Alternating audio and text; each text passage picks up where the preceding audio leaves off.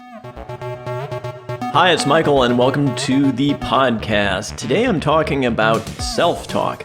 You've probably heard this term before, and I think it's thrown around rather loosely as a term, and I'd really like to provide some education on this today. I think really part of the reason why I do this podcast is to provide a lot of education about how the mind works, how to master your mindset so that you're more in control of what's happening in your mind. So let's talk about self-talk. The definition. Really what self-talk is, it's an inner monologue that's going on inside of your head throughout the day. Now, most people are not really conscious of it, but it is going on. The way that you can become conscious of it is tuning into it to start to kind of listen for it. And once you do that, you're going to notice that there is an actual language, almost like your inner voice, that's assessing, judging, making a running commentary on things, often about other people, often about yourself. And if you're in a highly emotional state, you may even verbalize out loud. You may be frustrated in traffic, for example, and curse out loud. But the point here is that self-talk is very normal. There's positive self-talk, there's negative self-talk. Everyone has negative self-talk. There's nothing wrong with you if you have that. It's part of being human. So I really want to normalize and not pathologize negative self-talk. But I'd like to give you some pointers, some strategies so that you can master your self-talk. And the first step is really being aware that it exists, that it is this running inner monologue that's going on throughout the day. So I think the best way to illustrate this is to give a concrete example, and here's what it is. Let's take a triathlete. And I'm going to call this triathlete Bob, just for kind of anonymize, to sort of give this person an actual name that I can call him. And here's the deal. So Bob is going to participate in a really big triathlon, kind of his favorite triathlon. And his goal is to break his personal best time from the previous year. This is a big goal for Bob, and he's been really working hard, training hard. He's in probably the best shape of his life, better than the previous year for this triathlon. And here's what happens. Bob falls short of breaking his personal best time by a couple of minutes. He finishes, he's very disappointed. He's pretty emotional about it because he's been putting a lot of energy into training. He's really built up this idea that he's going to break his personal best record, but he doesn't. And so let me break down what happens with the self-talk here. As soon as Bob gets his time, he feels this emotion. And with the emotion comes some thoughts, and tied to those thoughts are self-talk. So the thoughts turn into sentences and languages and judgments and commentary. And what Bob starts saying to himself is, oh my God, I can't believe this. So there's this lack of sort of acceptance. Maybe he says, I suck. Maybe he says, I knew I couldn't do this. I'm so disappointed. Why can't I break my personal best time? He may compare himself to others. I can't believe that guy beat me. He never beats me. And what happens is these thoughts, these negative thoughts and self-talk start building. And what they do is they start spiraling. They build off of each other. They kind of snowball. And so this momentum starts getting going. It's a negative downward spiral of momentum. And so eventually the thoughts become more and more negative. The emotion is still there, a lot of disappointment. And so Bob says a couple hours after his event, he's ruminating, he's in a bad mood, he's not speaking to anyone. He concludes, I need to quit the sport of I need to quit triathlons. This was a big mistake. I'm so disappointed. I'm clearly not cut out for triathlons. That is the ultimate last thought that he has for that day. Now, listening to this, because it's not you, because it's not me, we can look at it a little bit more rationally, that if Bob only misses his personal best time by a couple minutes in a triathlon, that's pretty good, actually. But we're not Bob, so we're not disappointed. So I want to deconstruct this even a little bit more so that you can see exactly what's happening here, and maybe this can help you. So the trigger, I'll call it the trigger, is the outside event. There's always an outside event that triggers the inner self-talk and commentary. So the trigger in this case is missing the personal best time by a couple of minutes. Typically what happens next is an emotion. Immediately, even before a thought, there's an emotion. And the emotion clearly is negative, right? So if you have a negative emotion, is that going to generate a positive thought?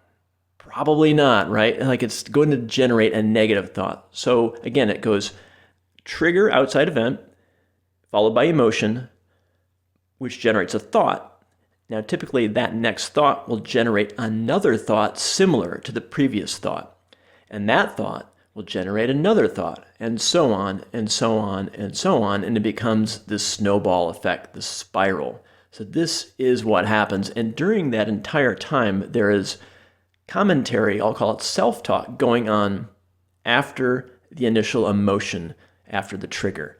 So the thoughts turn into actual sentences, and most people are not aware of exactly the verbiage that's going on, but if you tune into it, you can actually almost see sentences appearing in your head of assessments and judgments about what's going on.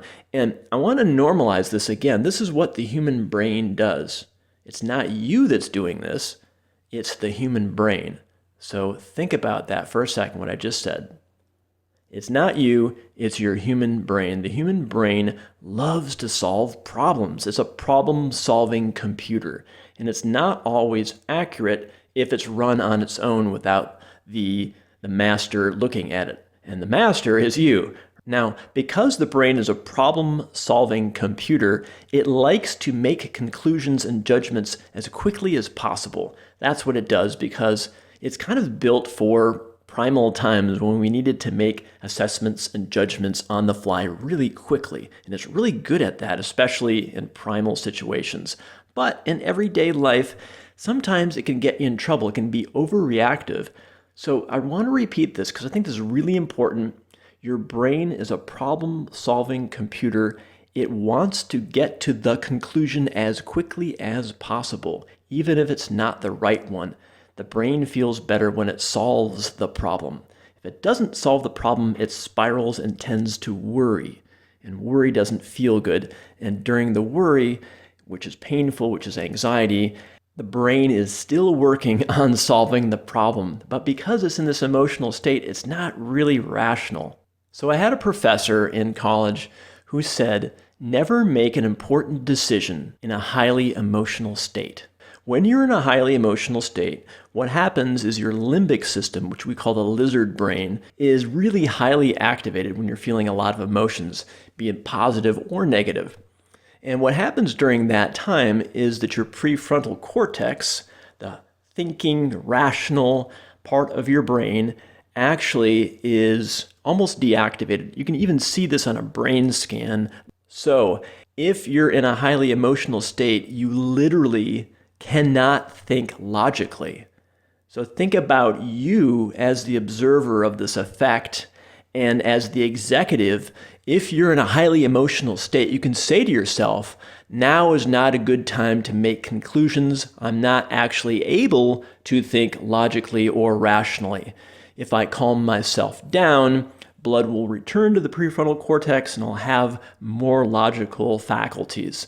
So when you're feeling highly emotional, especially after a negative event, like you're disappointed you lose a game, you miss a fly ball in the outfield, you don't get your personal best time, you need to pause your thinking. It's okay to feel the emotion because you're human. Let it out, right? But you want to pause your thinking. Do not try to assess or judge the situation until you calm down, because what happens is the emotion will generate negative thinking typically, okay? And what's going to happen is you're going to start creating this narrative in your head, which is actually false.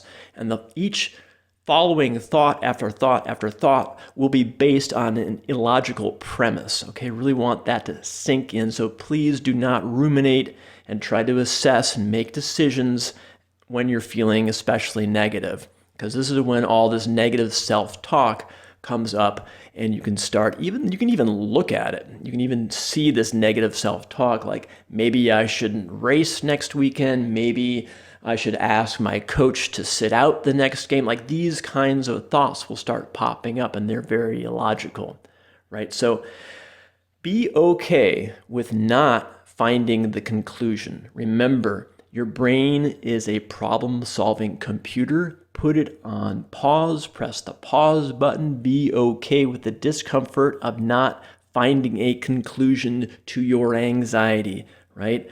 Let yourself be calm. Let the emotion pass. Remember, emotions change, right? You're not stuck in disappointment forever. Someone might crack a joke later and your mood will change, okay? So let the emotion pass before you start thinking. So I want to give you an exercise I think is really going to help. So you may want to take some notes on this. If you're driving, you can listen to this again later, right? So this is something you might need some pen and paper for. So come back to this if you need to. And here's the exercise, and this is taken from cognitive behavioral therapy. You can look this up on the internet too. There's a lot of great info on cognitive behavioral therapy, which is based on a model. It's called the ABC model. A stands for activating event, B stands for belief, and C stands for the consequence. And what I like to do with the ABC model, again, A is the activating event, B is the belief that generates the C consequence. In between the B and the C, so A, B, right before the C, I like to insert the letter E. And E stands for emotion. This is something I'm adding to the cognitive behavioral model. So it goes A, B, E, C, okay? So let's take the triathlete example again. A, activating event, I don't get the time I want. B is, again, there's this underlying belief that's really not even examined, that somehow it's unacceptable not to meet this goal. Immediately after that, even before the thought, is the emotion. The emotion, which is typically negative, is going to biochemically affect the C consequence, which is a thought or action. So it goes something like this. Triathlete A doesn't get the personal best time. That's the activating event. B, it's unacceptable not to reach the goal. E, emotion, anger, frustration, demoralization, whatever. C is the consequence, and the consequence is this negative self-talk, which leads to more negative self-talk, and so on and so on. And finally, the ultimate consequence is this triathlete decides to quit the sport or take some time off or something like that. Because again, the human brain likes to make conclusions, assessments, and judgments as quickly as possible, even if it's not rational. That's just what it does. So I would encourage you to write down what I just said. A, B, E, C. Choose your own failure or something that you're disappointed in. You'll probably find it if you're an athlete, because we're all hard on ourselves. And notice that choose A, the activating event, whatever that is. So it's I didn't get my best time. I struck out, whatever it is. And then label underneath that B, what is the belief that generates what I call C, the consequence. So it's probably you're putting a lot of pressure on yourself, okay? And that's okay. But noticing, just breaking this down, and again, after the B, insert the letter E and put down all the emotions that you were feeling. So again, it's going to go A, B, E, emotion, C. A, activating event, B, belief, E, emotion, C, consequence. And just break it down in that manner. Remember, the consequence, C, can be a thought and or an action. So I really encourage you to pick a failure and write this down, and you can notice this will give you a ton of awareness for the next time you either have a success or a failure. And notice what happens. If you have a success, the consequences, thoughts, and actions are going to be totally different. Even if the success and failure, even if the success is really, really close to the failure, like first and second place. It's going to be amazing the kinds of thoughts that are generated from a success and the kinds of thoughts that can be generated from a failure. All right. So try this. I think is really going to help you. And another thing you can try is getting a notebook. I'm a big fan of old school pen and paper, and start to write down some negative self-talk that you notice during the day, and even positive self-talk. You can have it with you. You can, speak into your phone and do it new school and take notes and stuff like that too. But start to actually write down some of the thoughts you're having. You can just sit down at your desk and think about an event, good or bad, and just notice kind of like the self-talk that's going on. And it's usually like a commentary about you or about somebody else or about the event. But the negative self-talk, about yourself is the most damaging, right? Especially when it's not accurate. It's usually not accurate. So those are the things I would suggest: doing the ABEC and the self-talk journal. Do the self-talk journal for like a week. And again, the purpose of what I'm saying here is to give you the awareness and the skills to handle victory and defeat in a masterful way, not in a reactive way, so that you can really get the results that you deserve, the results that that you have the ability to get, and not have your mind get in the way. Have your mind serve you, and you not serve your mind. So I'm hoping that this podcast today really helped you. If it did, if you want to work with me, you can go to michaelceely.com. Check out some of my coaching programs. I teach stuff like this. I go a lot deeper too, teach you lots of skills. Go there, check it out, and I'd love to connect with you. Thanks everyone for listening. Everyone, please be well.